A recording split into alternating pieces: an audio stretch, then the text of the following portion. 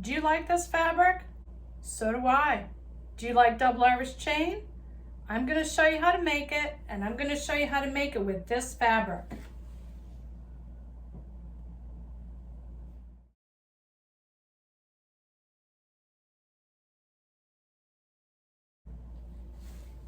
I'm Angela Davis, and I'm the 4am Quilter.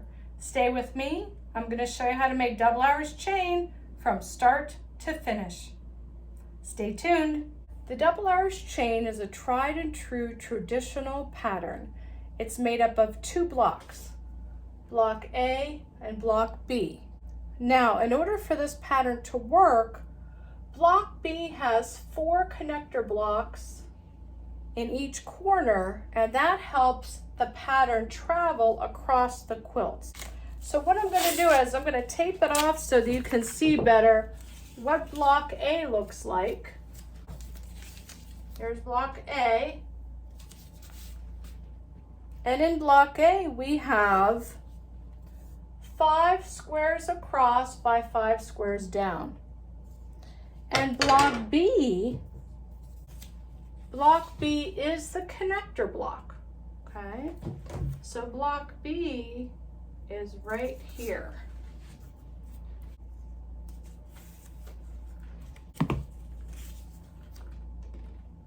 There it is, okay? Block B has a print in the background with 4 little squares in the corners, and it's those squares that connect that give you that traveling pattern, that chain pattern, okay? So we have the A block and the B block, okay? And that's how we break down this particular pattern. I arranged the colors for block A because we're going to be doing block A first. Block A, when it's finished, will determine the size of our block B. So let's get started. As you can see, in this particular pattern, I chose 3 colors. I chose the print, I chose a solid red and a solid yellow. I did this particular quilt when I was pregnant with our son, our oldest son. So that is my focus fabric. So what I mean by focus fabric is I chose one main fabric and then I pulled colors from the main fabric to accent that particular print. In this part of the video, I'm showing you another example of a double Irish chain. This particular double Irish chain is a queen size quilt, and it's not a comforter size, it's a bedspread size, and that's how I made it originally many years ago when I took one of my first classes in quilting. Okay, you can see here block A, and here's block B. Now, here's what distinguishes A from B. A has your 5 blocks across and 5 blocks down. It's right here. And then your B block, do you see the connector block in the corner? There's 1, 2, 3, 4. Now the quilt I showed you on the wall, it's very difficult to see the connector block because the yellow blends in with the background fabric. And that's why I wanted to add this particular segment in the video so that you can really see how the connector block here, those 4 little squares in the connector block in block B, that's what creates the chain. It helps connect this block to the rest of the quilt when we alternate them so that you can see it moves the pattern along. So block B has those 4, again, block B has those 4 little squares in the corner. Those are called connector blocks, and it connects the pattern so that the pattern flows across the quilt and you can see those chains. And then I put in a border there. Let me give you an up close. Now these particular fabrics, when I chose the fabrics for this quilt, are Civil War reproduction fabrics. I use this fabric I pulled two colors from this fabric, the green and the red, as my chains. So I use this as my focus fabric and I pull two colors from it to create the chains.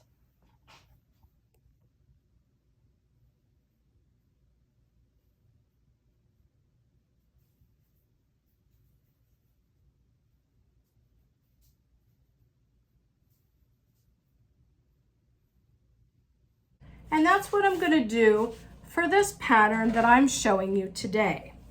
So we're going to start from the beginning. So as you can see here, I have two prints. I have the blue geometric and it has that little pop of green and that's almost like a teal and purple. And then I have this pink flowery pattern that has a dark shade of pink, almost a red, and then that pop of green. I'm going to audition some colors. And I think this particular green is too busy. This one might work as one of my colors.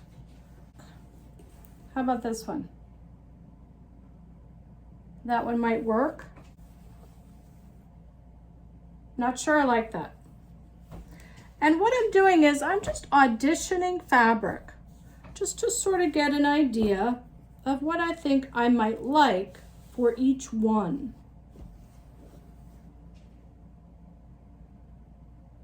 I kind of like that one. This has a two-tone. And there's a green and a teal in here. Okay, that's a consideration for that one. Oh wait, I forgot about this one. Oh, I think I like this one. Yes, definitely. I like this one. The pattern's a little toned down, but it has that navy blue running through it to go with this navy blue. And this teal really picks up the teal in this particular print. So there's one of my colors. Let's go back to this print. And I have, you know what? I have a solid green. I like the solid green on this one. I think I'm going to stick with the solid green on this one. Okay, so we have two colors. We have the focus fabric plus one color for each of them. Now we need a third color. Here's a purpley blue. Oh, I like this pink. It has the two-tone pink. Here, let me move this green aside, this teal. There. I like the pink. Okay, so this is my first choice for those. And I'm still here. So I need a third color. I'm gonna go back to this pink again. I like it because there's different tones in this pink and there's different tones in this pink. And those sort of stripes in the butterfly pick up the different stripes and shapes within this one. I think the solid will be nice. So your eyes have a chance to rest between this print and this one. I think I like that. I think I like that. Now, there is one other color I want to consider on this one. I have this blue. We could forego the pink altogether and just pull the blue and green tones. That's a possibility.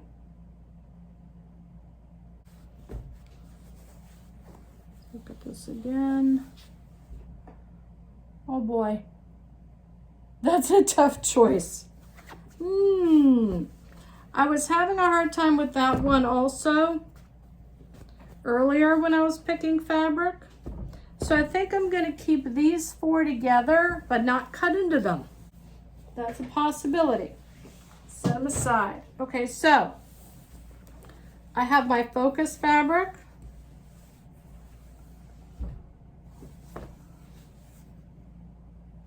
I have my solid. I do like solids. I do like the solid. And this solid has a different texture. Almost has a linen texture. I think that will give this particular Irish chain some nice interest.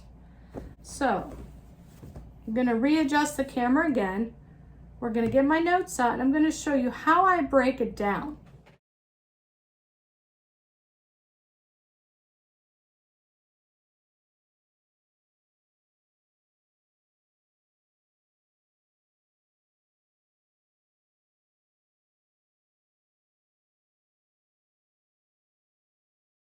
So let's start again. Okay, you're following along. You choose 3 fabrics for your double Irish chain. You choose your main fabric, which is your main print. Pull 2 colors from that print and decide which one is going to be your main chain. Now I decided that my solid would be the single chain going through it, and my pink would be my double. That's the one on either side of the green here. And then my focus fabric, I'm only going to have 4 blocks on the outside here, positions in block A. Okay. Now block A is made up of 5 rows. 1 and 5 are the same, 2 and 4 are the same, and row 3 is, there's only 1 row 3. Which brings me to my next page. I'm going to be using strips to create block A. We're not cutting individual squares. And how we're going to do that is, rows 1 and 5 are the same. So we're going to create a strip set that has 2 green, 2 pink, and 1 of the prints. Rows 2 and 4 is going to be a strip set because 2 and 4 are the same, and it's going to be pink alternating with green. But the green, there's 2, and this pink, there's 3 on either side because that pink runs on either side of the green. Row 3 is by itself, and it's 2 of the background fabric on the outside, 2 pinks with 1 green going down the center. We are using 2.5-inch strips. Now I'm using yardage, so I have to cut my strips from my yardage. Now what we're doing is we're going to cut 10 strips of green, 14 strips of pink, and 6 of the background fabric. And then we're going to need a little bit of extra of each of these, okay? So we're doing pink first because I need the most. I need 14 of those, and we're doing 2.5-inch strips. So I just changed out the blade in my rotary cutter, so this is going to be quick. Oh boy, yes, that was quick. That is a sharp blade. 2.5-inch strips.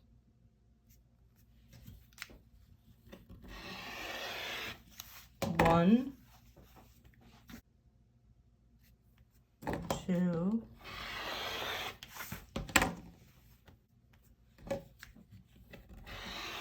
3,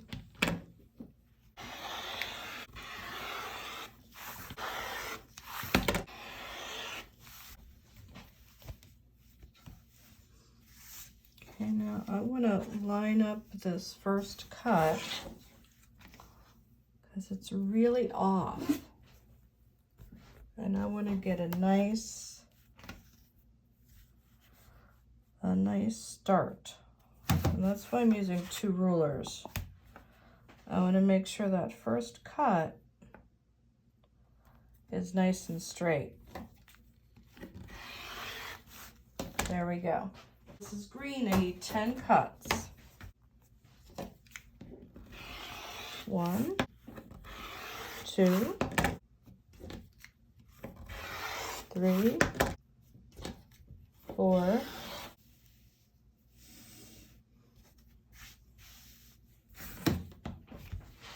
Have a little crease there that I missed.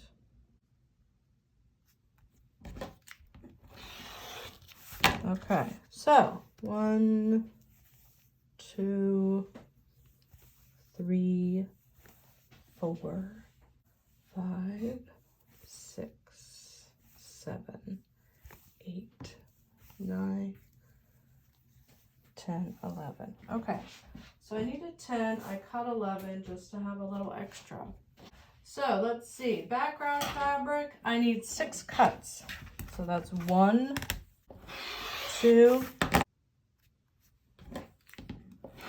3, line it up, get your hand in position, and make the cut. Okay, so that's 6 cuts, and I have this little bit left out of that large cut. Okay, this is strip set 1, and strip set 1 represents rows 1 and 5 in our pattern. 1 and 5 are the same. Rows 2 and 4 are the same. In row 3, there's only 1 row. So we're going to do a strip set. We have green, we have pink. Remember, in my drawing, the brown represents the print because I wasn't sure how to draw print fabric. Here's pink, and here's green. And right here is our first strip set. We need a little more than 2 of these strip sets, okay? This is for rows 1 and 5. So I'm going to pick these up, just like this. I'm going to set it aside. Now we need 2 full ones of these, 2 strip sets. There's green, there's pink, here's my background fabric, and here's green. Okay?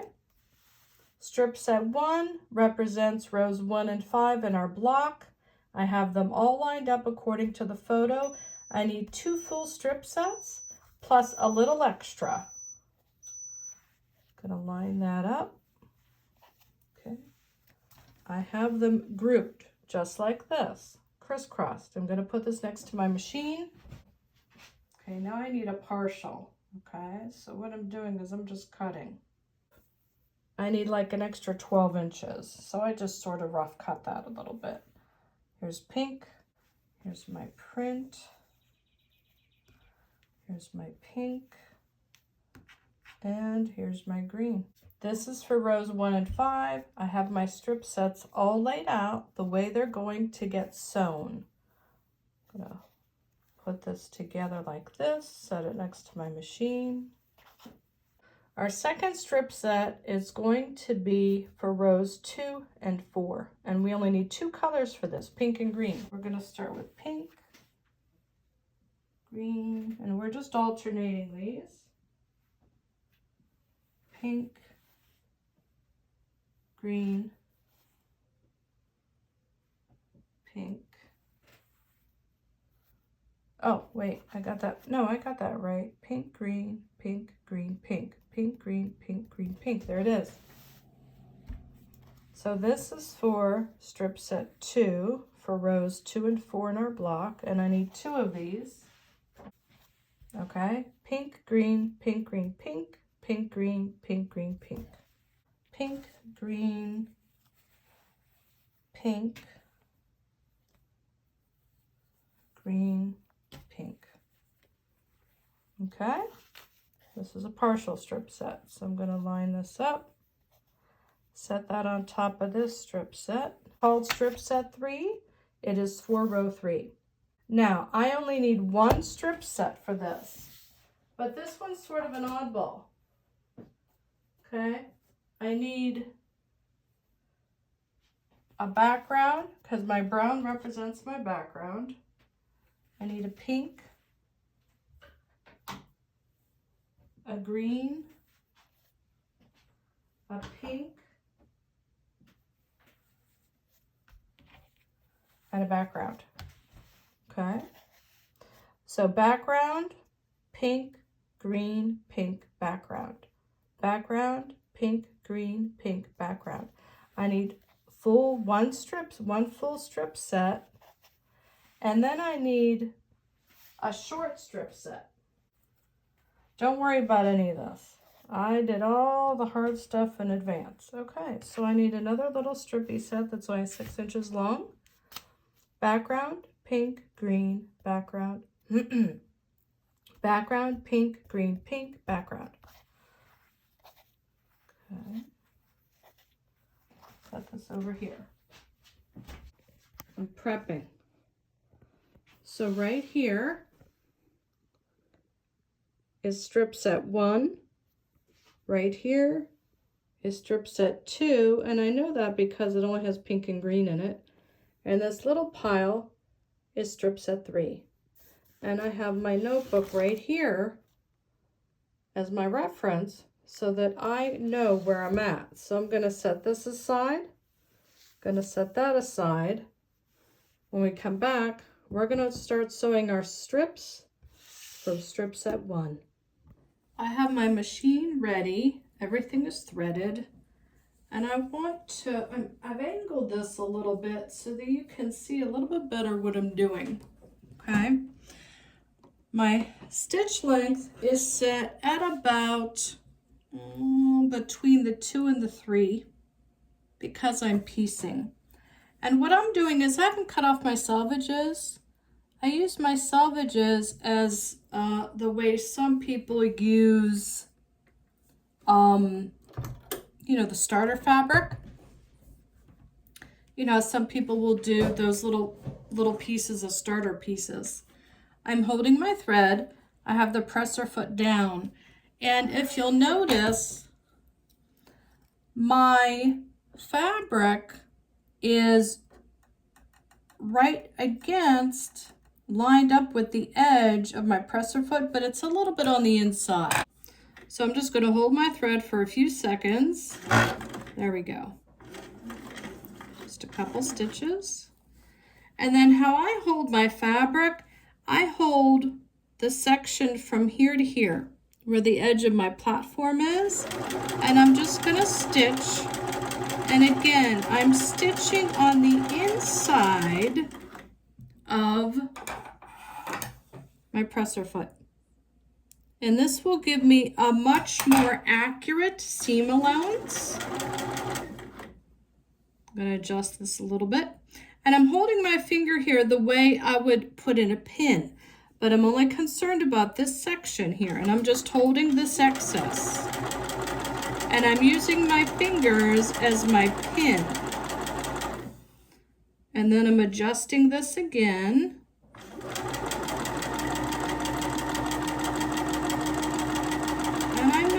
A race.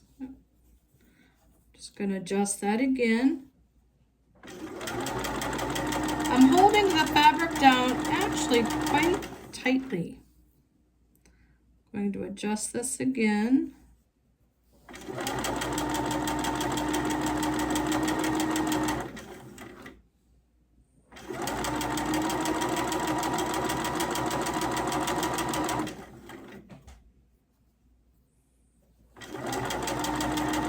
And I'm just stitching at a nice rhythm. I'm not, you know, being Speedy Gonzales.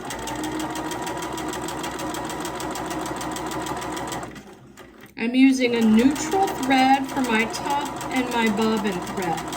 I think I have like a medium gray in there. I prefer the tans, like a soft tan, soft beiges.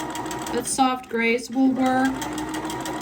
Because I'm using greens and pinks, you can put in some pinks, some greens. Use up your bobbin threads that are half wound because you're piecing.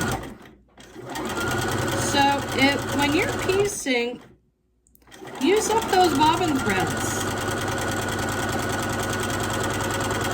As long as you're, you know, keeping within the same color family, you know, use up those bobbin threads that you've had laying around. Okay, I'm working on strip set B, which is the pink and green alternating. So I'm just going to run another strip here. I'm just going to I'm actually going to lift the presser foot, pull that out, and get that lined up. Sometimes I don't like feeding it right in, because sometimes when you feed it right in, it'll bunch up there. So I kind of like to stop and get it adjusted first and get it under the presser foot, and that will avoid that beginning getting bunched up. Just gonna speed it up a little bit.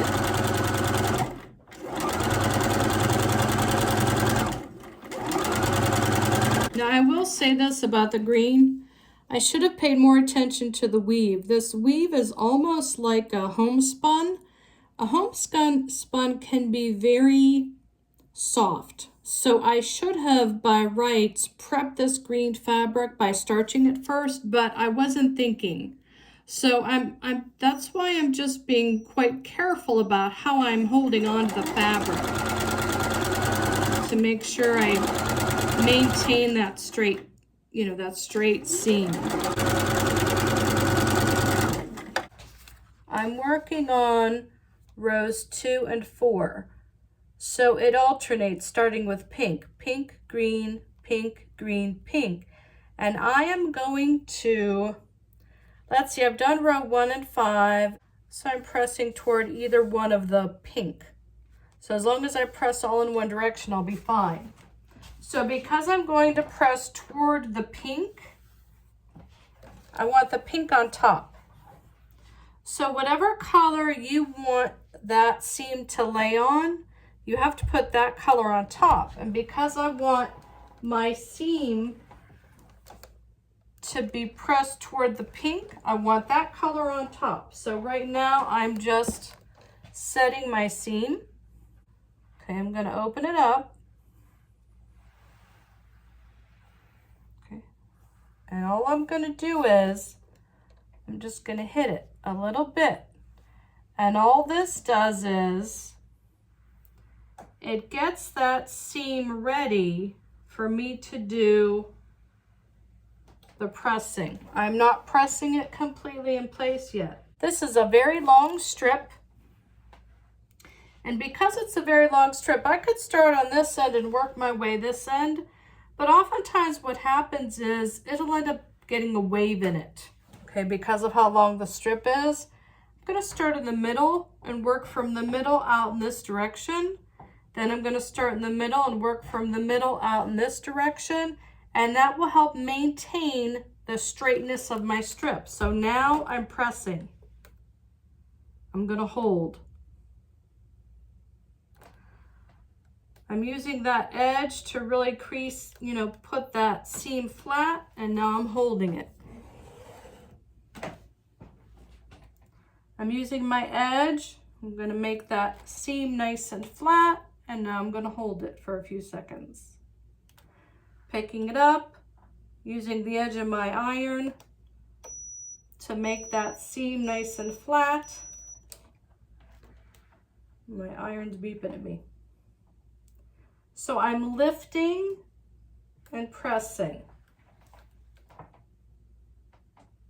And I'm holding it for a few seconds. Now I'm going to go back. I'm going to do it again. And I'm holding it there for a few seconds.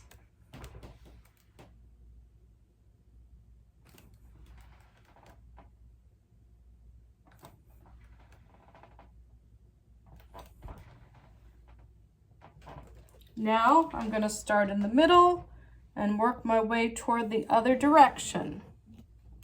I'm lifting and I'm using that edge to really make that seam nice and smooth. I'm going to fold this and move it down so you can see.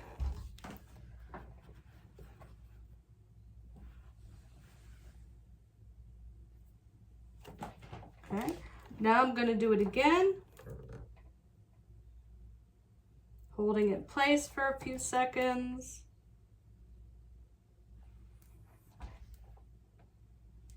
"100% cotton is a very, very durable fabric. That's why we can iron it on an extremely hot setting. That's why we can wash in very hot water setting. It's extremely durable. So see how nice and straight that strip is? nice and straight. And that's because I started in the middle, worked my way toward one direction, started in the middle, worked my way toward the other outer section. If I would have started at one end and worked my way to the other, sometimes you get that bowing in the middle because you're pushing against one long side, okay? So I'm gonna set that aside. Now, because we're alternating pink, green, and I'm pressed toward the pink. My next strip that I'm ironing, I'm pressing toward the pink again, okay? Because I want my seams to go toward one direction. So I'm gonna lift that up, and I'm gonna hit this with heat to set the seams. Gonna go a little faster here, and I'm just gonna do a little crease, or a little quick press up and down, just to get that seam starting in the right direction, because sometimes you don't realize it, but you get like a little bump because it's not in the right direction, it's turned. Okay. Starting in the middle, hold. Use the edge, make it nice and flat, and hold. Lift up, use the edge of your iron, make that seam nice and flat, and then hold it there.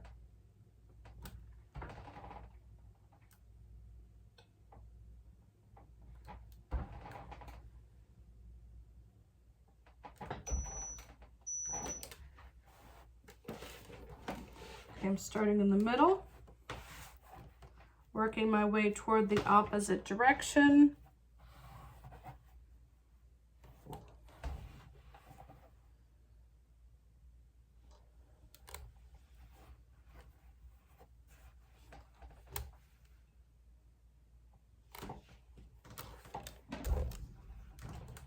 Gonna hit it again.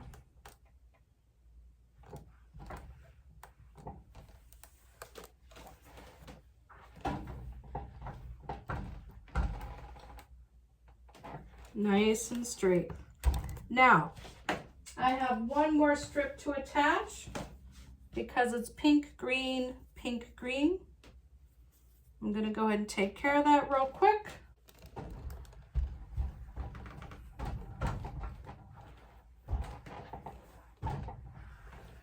Now I have to make sure that I'm pressing this in the right direction. Yes, because I want all my seams to go in one direction.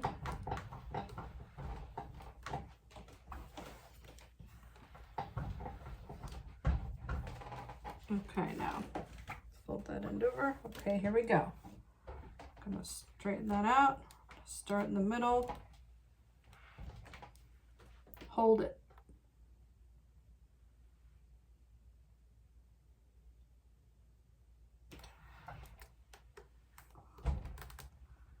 Hold.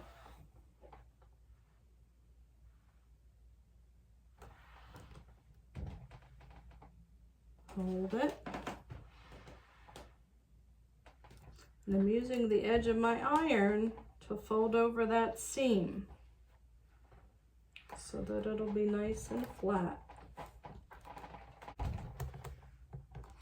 That ridge where the seam is, okay, that takes up space in the fabric, and that's why we use a scant 1/4 inch seam allowance, because we have to allow for that little bit of take up. Okay, now, before I iron this together, I have to make sure that everything is going in the right direction. So, this one, the seam's going this way. And this one, the seam's going this way, and I don't want that. So I'm gonna flip it. Now, if I sew it to this side, it's all going in the right direction. So I'm gonna stitch this really quick. Okay, now I'm going to hit it with some heat real quick. set the seam. Now I have to figure out which direction I'm going.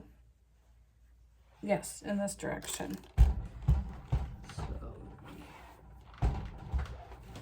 Okay, so I'm just gonna hit it with just a little bit of heat, just a little bit, just to get that seam going in the right direction, okay?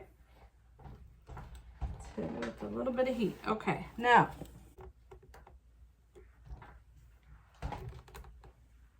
we're gonna hold. Lift up. We're gonna hold. Lift up. We're gonna hold. Lift up and hold. I feel like I'm conducting an exercise class. Lift and hold, lift and hold. Use your core muscles.